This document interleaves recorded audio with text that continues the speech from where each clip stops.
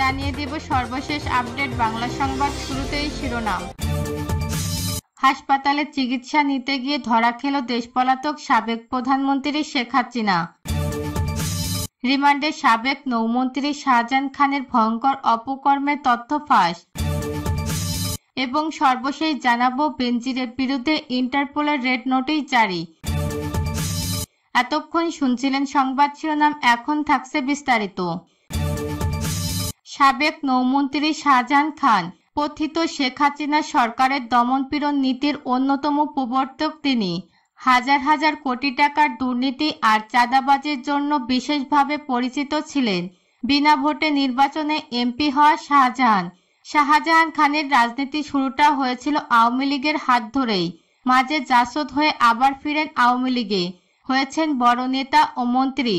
সড়কের দাপট শুরু হয়েছিল পরিবহন শ্রমিক ইউনিয়ন দিয়ে, সেখান থেকে সড়ক পরিবহন শ্রমিক ফেডারেশনের শীর্ষ নেতা হয়ে এ খাতের সম্রাট হয়ে ওঠেন। ক্ষমতা ও দাপটে অঢেল সম্পদ কামিয়েছেন শাহজাহান খান। সর্বশেষ দ্বাদশ সংসদ নির্বাচনে মাদারীপুর 2 আসন থেকে আওয়ামী লীগের প্রার্থী হয়ে সংসদ সদস্য নির্বাচিত হন। নবম ও দশম সংসদ নির্বাচনের পর গঠিত শেখ হাসিনা সরকারের নৌমন্ত্রী ছিলেন তিনি।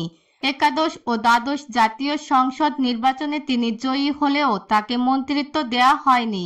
তবে আওয়ামী লীগের সভাপতি মণ্ডলীতে আছেন শাহজাহান খান। তিনি বাংলাদেশ সড়ক পরিবহন শ্রমিক ফেডারেশনের সভাপতি ও 2018 সালের রাজধানীর ক্যান্টনমেন্ট থানা এলাকায় জাবালে নূর পরিবহনের একটি বাসের চাপায় 2 শিক্ষার্থী নিহতের ঘটনায় যখন ক্ষোভে ফেটে পড়েছিল সাধারণ মানুষ, সে সময় তৎকালীন মন্ত্রী শাহজাহানের মুখে দেখা যায় হাসি। হাসতে হাসতে জানান দোষীদের শাস্তির কথা। আর সরকারের দায়িত্বশীল একজন মন্ত্রীর এমন আচরণের ভিডিও সামাজিক যোগাযোগ মাধ্যমে ছড়িয়ে পড়লে সে সময় তীব্র ক্ষোভের মুখে পড়েন তিনি।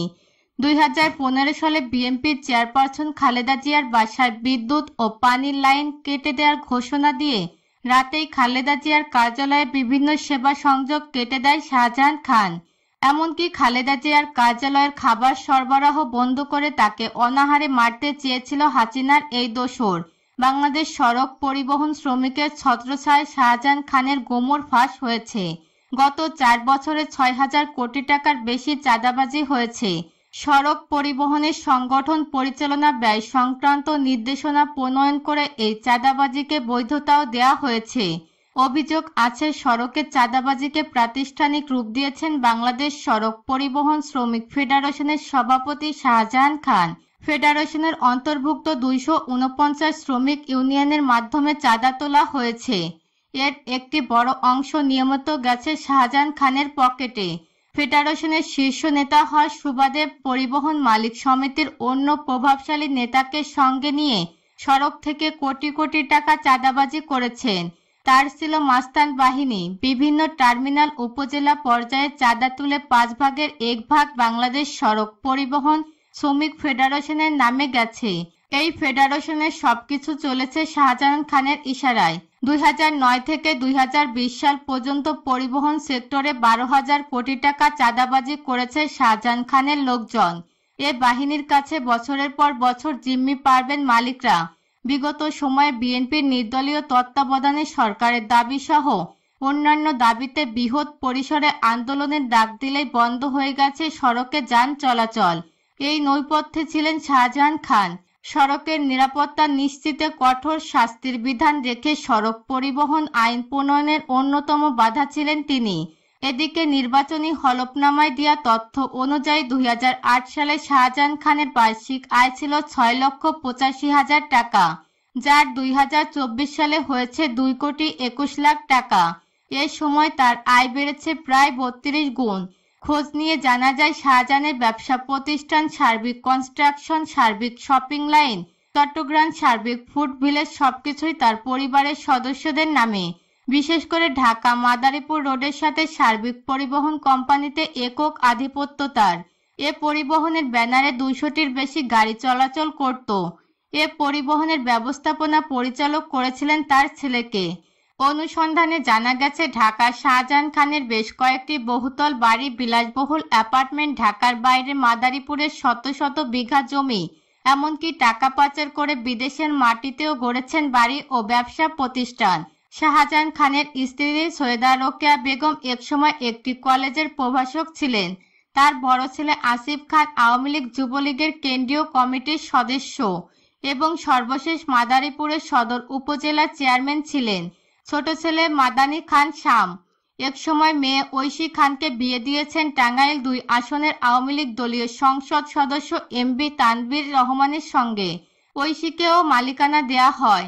শাহজাহান খানের পরিবহন সাম্রাজ্য শুরুতে চালাতেন তার চাচাতো ভাই পাবলেরুর রহমান শফিক। এক সময় তার সঙ্গে দ্বন্দ্বের পর ছোট ভাই ওবায়দুর রহমান খানকে কালুকে উপজেলা পরিষদের চেয়ারম্যান বানান এবং তার মাধ্যমে মাদারীপুর নিয়ন্ত্রণ করেন। সর্বশেষ তার নিজ বড় ছেলে আসিফ খানকে মাদারীপুরের সদর উপজেলা পরিষদের চেয়ারম্যান বানান। এ নিয়ে স্থানীয় আওয়ামী লীগের ছিল ব্যাপক ক্ষোভ।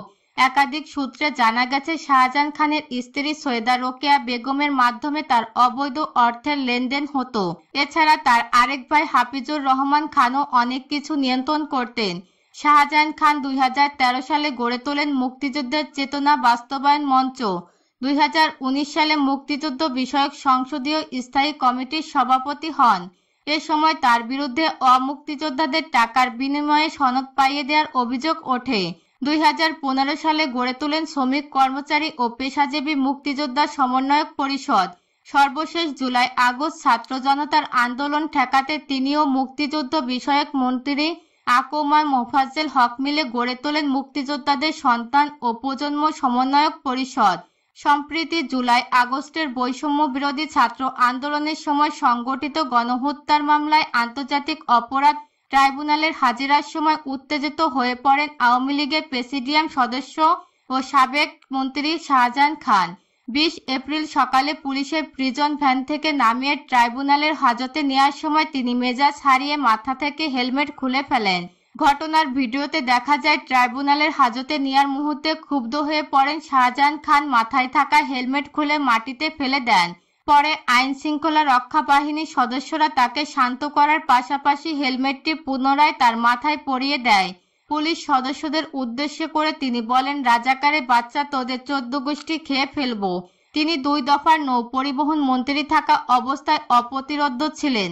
তবে এখনো গ্রেপ্তার হননি সাবেক নৌ প্রতিমন্ত্রী খালিদ মাহমুদ চৌধুরী। তিনি ছিলেন বিআইডব্লিউটি এর গডফাদার। তাদের দোসররা নতুন রূপে ত্রাসের রাজত্ব কায়েম করার প্রয়াস চালাচ্ছেন। এইসব লোকজন চাকরিতে বহাল থেকে সংঘবদ্ধ হয়ে আওয়ামী লীগ শ্রমিকদের বিআইডব্লিউটি এর সর্বস্তরের অস্থির পরিস্থিতি সৃষ্টি করেছেন। তাদের সঙ্গে যোগ দিয়েছেন কিছু অসাধু কর্মকর্তা। পতিত সরকারের আমলে তারা ক্ষমতার দাপট খাটিয়ে একচ্ছত্র আধিপত্য বিস্তার করেছিলেন।